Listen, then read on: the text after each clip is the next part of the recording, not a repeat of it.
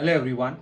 So let's again start with the chemical reactions of aldehydes and ketones. Aldehyde and ketone. Now in this, we need to first understand that aldehyde and ketone undergo a neutrophilic addition reaction. Okay, so it undergoes neutrophilic and not electrophilic addition reaction. And the reactivity of these compounds vary on two factors. That is the steric factor and the second is the electronic factor. Now, the reactivity order is formaldehyde. Okay, this is formaldehyde, which is highly reactive. This is the highest reactive, and the presence of ethyl or methyl group on the H carbon leads to decrease in reactivity. So, formaldehyde is more reactive than acetaldehyde, which is more reactive than all the other aldehydes. So, the presence of more and more alkyl group leads to reduction in the reactivity as it undergoes a neutrophilic addition reaction. So remember the reactivity order. Formaldehyde is highly reactive and addition of more methyl or ethyl groups leads to decrease in the reactivity. And the same goes with the ketone molecules also. So ketones, if there are two methyl group, which is acetone, is most reactive compared to other ketones which have ethyl methyl groups or both ethyl groups. So the more the steric factor, the less is the chances of it undergoing neutrophilic addition reaction. Is this clear? Now talking about the first reaction that we have, which is the reaction with hydrogen cyanide, HCN. Now a acetaldehyde undergoing HCN reaction is, first we'll start to understand the mechanism of reaction. Now acetaldehyde will give a partially negative charge on oxygen and a positive charge on carbon.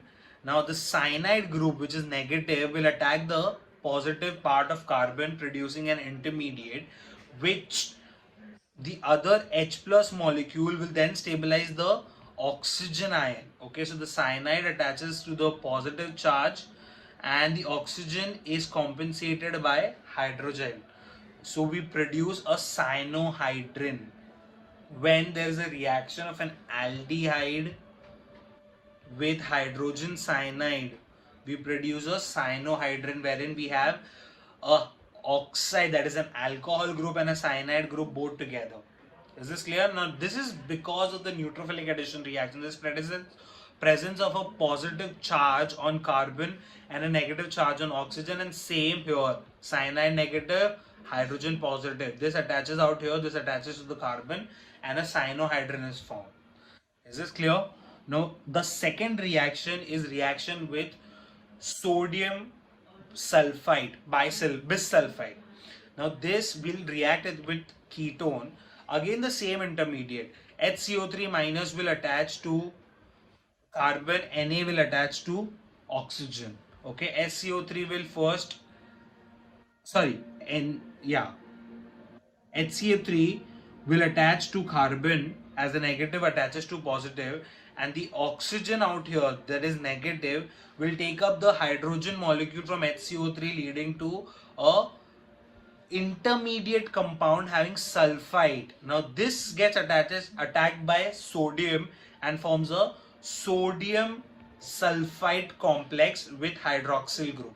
Okay, so let's revise this reaction again, wherein a ketone reacts with sodium bisulfite and the HCO3 minus gets reacted with the positive carbon ion. Now this carbon ion leads to intermediate which destabilizes the oxygen, and the hydrogen from the sulfide bisulfite goes to the oxygen, producing a hydroxyl group stabilizing it, and the sodium present attaches the sulfite and produces a intermediate compound which is reactive.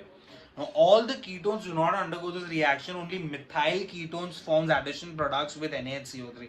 This is very less likely to be tested, and it's a very different reaction producing no mutual significance, but this is present, so you need to just know that only methyl ketone forms the addition products with NaHCO3. This is the only important point. Is this clear?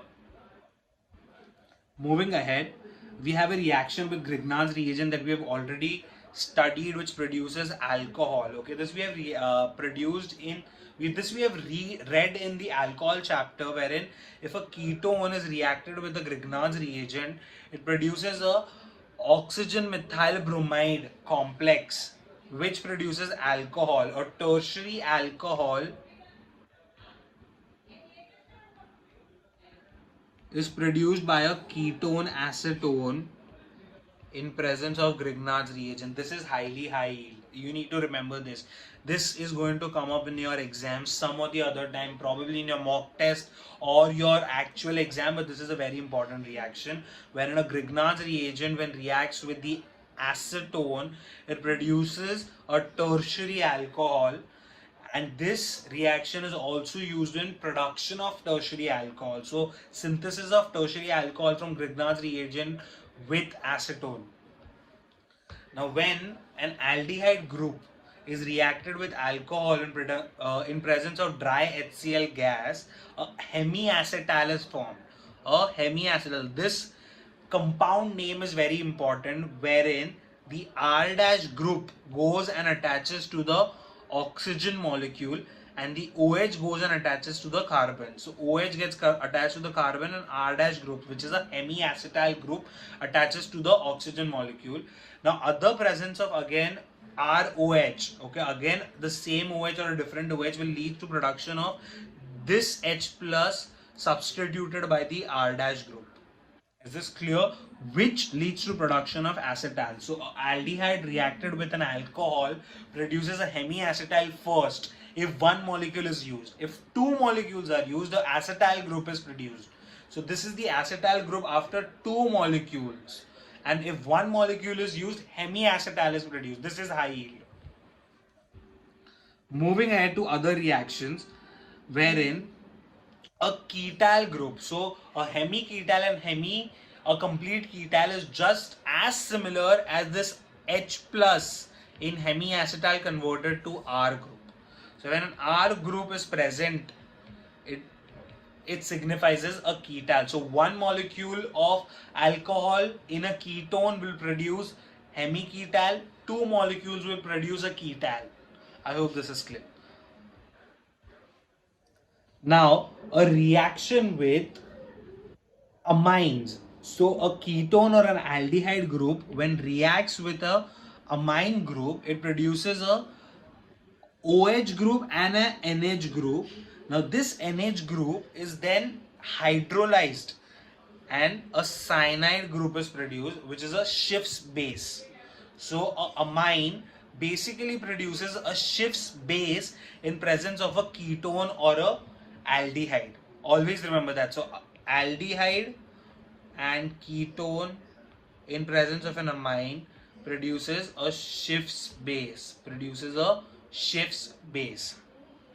I hope this is clear. So the primary amine produces a Schiff's base.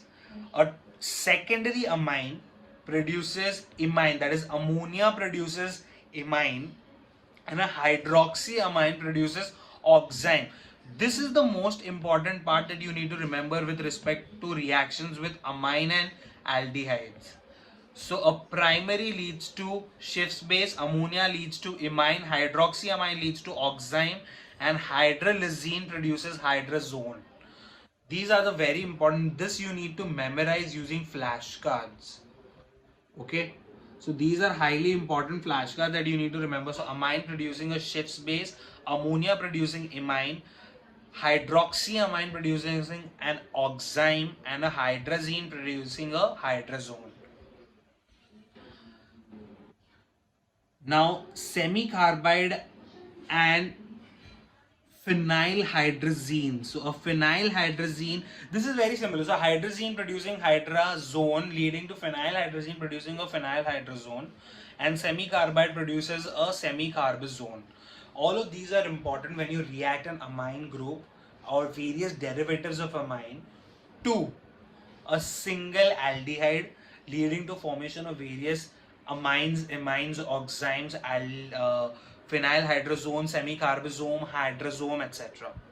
So these are very important reactions.